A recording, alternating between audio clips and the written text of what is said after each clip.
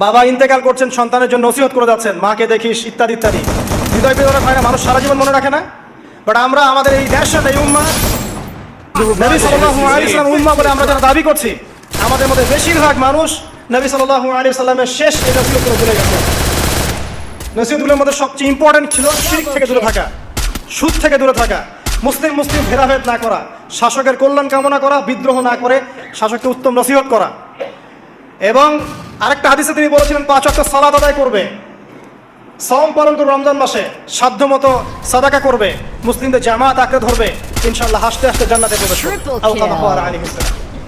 জাহেলি যুগের সমস্ত প্রথা ছেড়ে দেওয়া ছিল আজকের দিনের মূল মর্ম, আমরা ছাড়তে পারছি না। সুদ ছেড়ে দেওয়া ছিল মূল মর্ম, ছাড়তে পারছি না।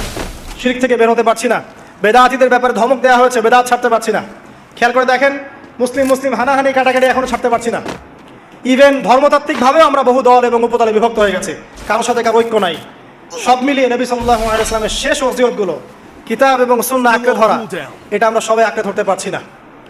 আজকের এই দিবসগুলো এই জন্যই আল্লাহ পাক বারবার ফিরিয়ে দেন, যাতে করে এগুলো নিয়ে আলোচনা হয়, আমরা এগুলো জানতে পারি এবং আমল করতে পারি, এই চেতনাগুলো লালন করতে পারি, নিজেরাও শিখি, পরিবারকেও শেখাই, আগামী প্রজন্মকেও শেখাই ইনশাআল্লাহ। আশা করছি ইনশাআল্লাহ আমরা যদি নাও পারি, একসময় এমন একটা প্রজন্ম আসবে যারা নবী সাল্লাল্লাহু আলাইহি ওয়াসাল্লামের উম্মার মতো উম্মাহ হবে ইনশাআল্লাহ।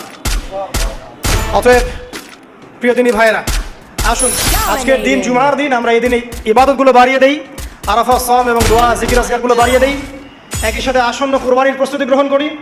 এবং আজকের দিনে আরাফার এই দিনে হাজিদের সাথে আমরাও শরীক হয়ে আল্লাহর কাছে বলি যে আল্লাহু আকবার, লা ইলাহা ইল্লাল্লাহ, আল্লাহু আকবার ওয়ালিল্লাহিল হামদ।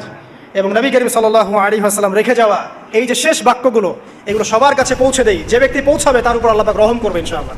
এবং নিজেরা আমল করার চেষ্টা করি। আল্লাহ পাক আমাদের সবাইকে নবী করিম সাল্লাল্লাহু আলাইহি ওয়াসাল্লামের আদর্শ উম্মাহ হওয়ার তৌফিক এনায়েত করুন, আমিন।